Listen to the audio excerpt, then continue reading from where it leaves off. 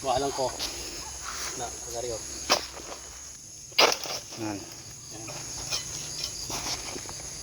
Okay mga idol, ito yung palm oil tree natin na masipag magbunga. So, bilangin natin.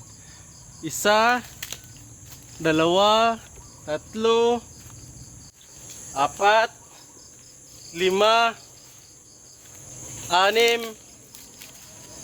7, 7. Itong bunga yung kanyang binigay na hinog. Yan, tirahin na natin. Alright, 1 down. Daming bunga. 2. Ang per kilo ngayon ng palm oil is I think 9.30 ang fresh fruit mga idol. Ayan o. 3. Oy, ganda. 4. Sana maka 50 kilos yung 7. Sobra siguro. 4.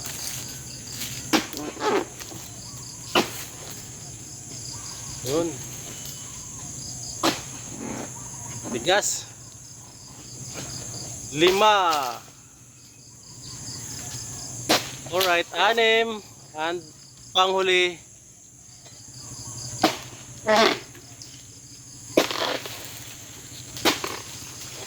Yun. 7.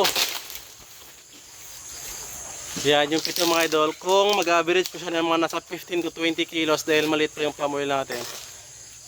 Nabutin din pala ng mga malapit na 100. Uy, 8 ata. Okay. Ito 1, 2, 3, 4, 5, 6, 7, 8 pala mga idol ang bungang binigay ng ating isang punuan na palm oil. At ito na po mga idol ang 8 bunga na binigay ng ating palm oil tree. Yan, maraming salamat palm oil tree.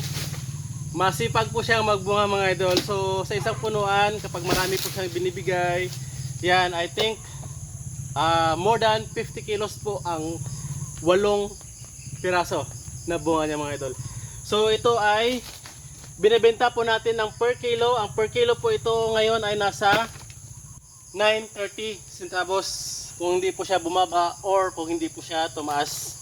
So kung mga nasa 50 kilos kayo na po mag compute. So ito I think mga 15 mga 4 na 15 kilos mga 60. So plus ito mga 10 kilo 70, ito mga 10 80, ito mga 3 lang. So mga 70 to 80 kilos mga idol ang ma-produce ng isang punuan lang. And ang harvest po ng palm oil mga idol, palm oil tree is every 14 to 20 days. Average usually mga 20 days mas maganda, mas marami kang makukuha mga idol. Ano po yan siya? Tuloy-tuloy po yan siya for I think 20 to 30 years. Yan.